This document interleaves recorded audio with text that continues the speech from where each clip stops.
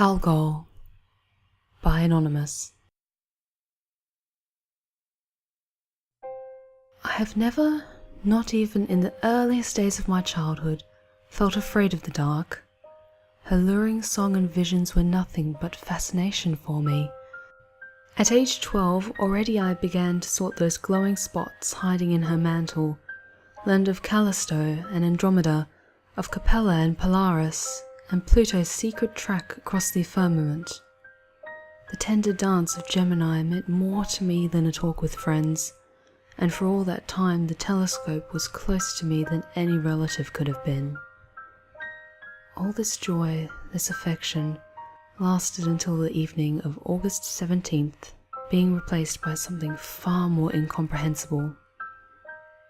For a long time, I knew not whether I spent this day entranced by the green fairy or in a dreaming fever, since none of the occurrences of this day seemed plausible or explainable to me. As unreal as they may be, as bright they burnt in my skull, and it became impossible for me to turn back without shuddering, to forget the blinking eye that haunted me that night, gazing down serenely between Aglanib and Gorgonia. The true terror of this day began not when dusk set in, but neither morrow nor midday were exactly common, so I regard it as self-evident to recount these incidents. I awoke before dawn, afar from my bed, and pressed flat to the floor. To anyone else this might seem uncommon, but for an amateur of the night sky such as me, it was no curiosity.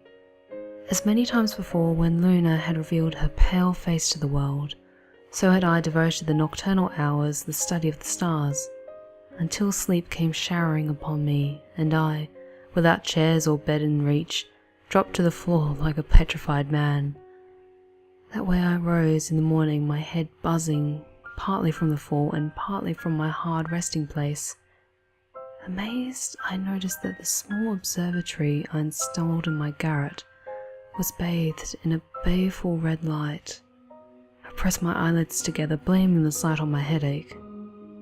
Still, when I opened my eyes after a while, even though my sight became clearer, the room was still struck by crimson light beams.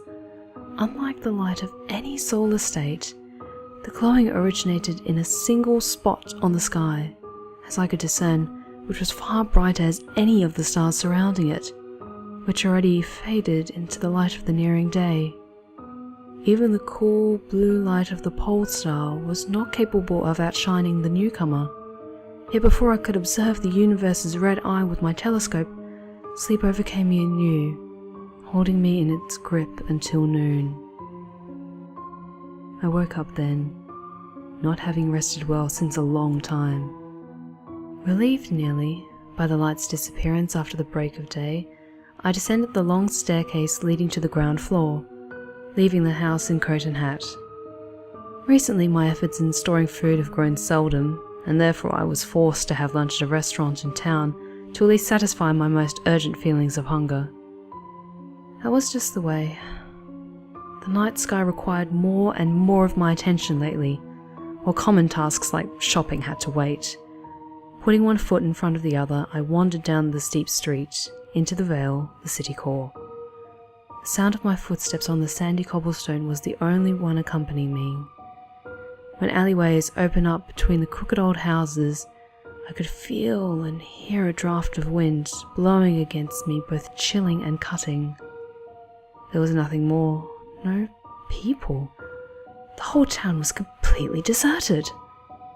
Where may they have gone?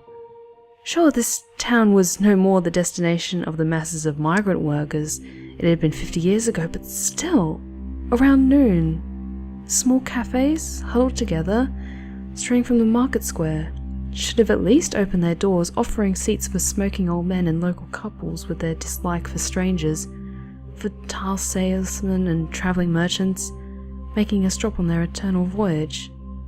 Where were the children, making their summer more endurable in the cool waters of the market fountain?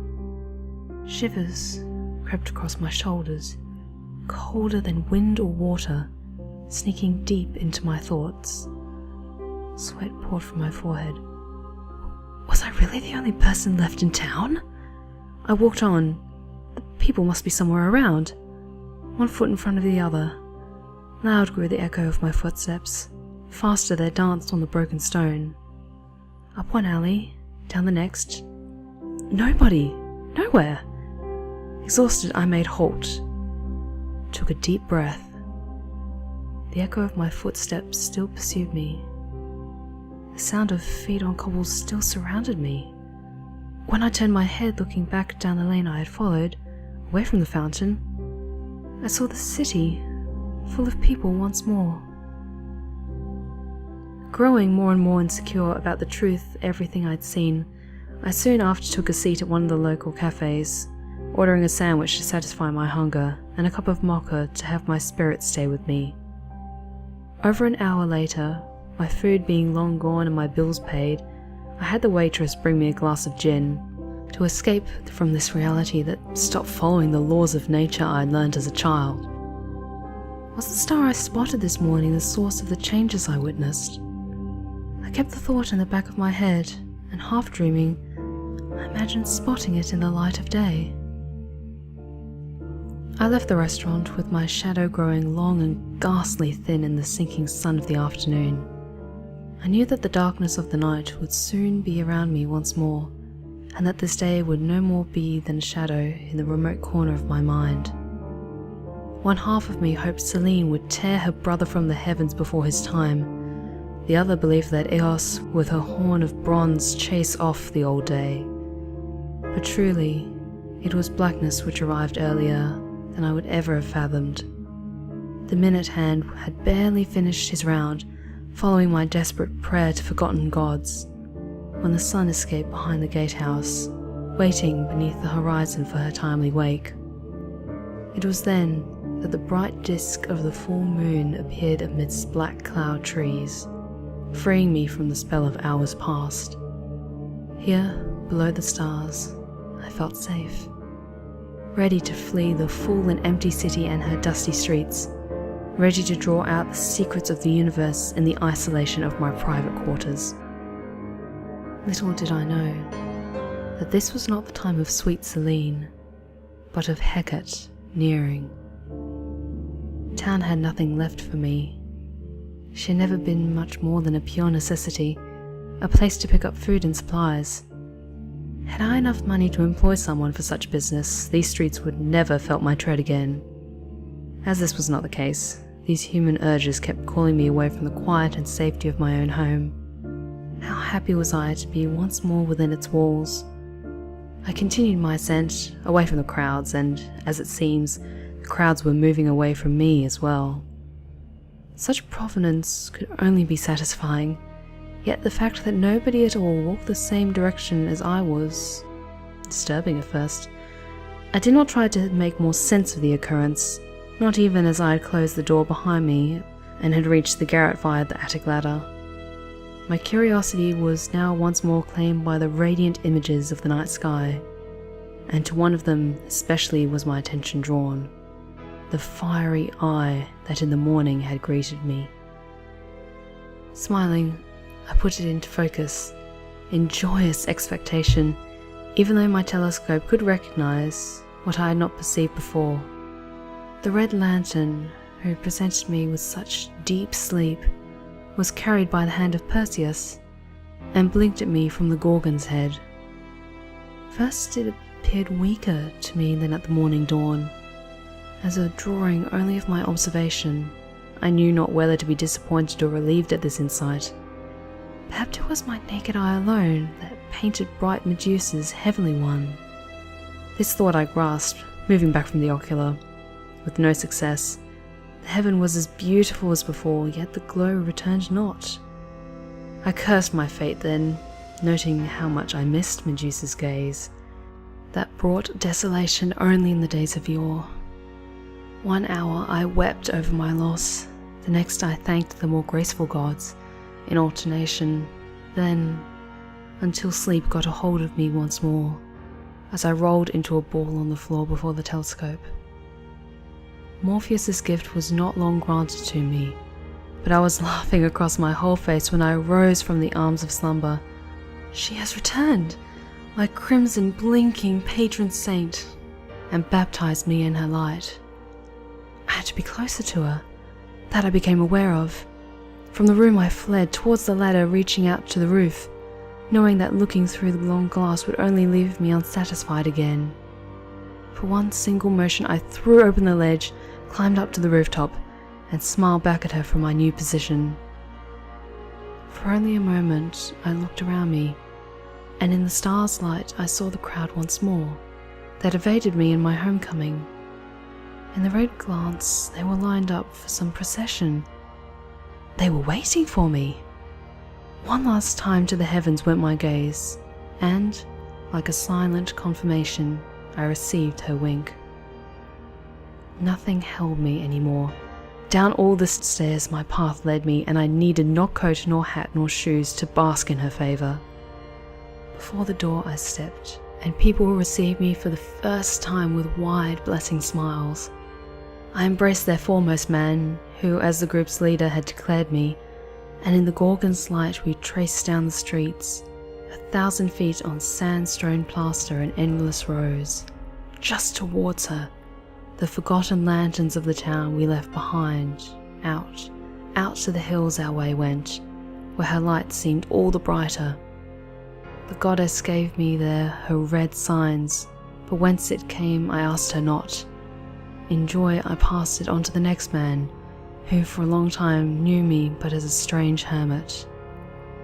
Now they all followed to the hill's obtorium's top, where crooked ruins seamed our ways, the relics of bygone places of worship. On our journey, the stars' red colour grew but brighter, and we all threw off our old lives, our old clothes. We needed no more their protection. Half crawling, half limping on broken soles, half joyously jumping, we climbed the rocky soil, stood amidst the ancient wrecked temple in her transcendence, where I heard the words, "Come to me." And truly, that was our intention. In the middle of the woodland shade, the highest bliss overcame us, and we went on with the frenzied rite until all the heavens were lit in red candles. We were freed by her work, by the blinking from the demon's head, and when deep in the dome of stars the portal opened, through which we left our old world behind and entered the red world. I thought back one last time to this one day's morrow and what it promised me. I know now my sight in the city was a vision, a sweet image of the future, brought by my goddess, to whose womb we lay now in content doze.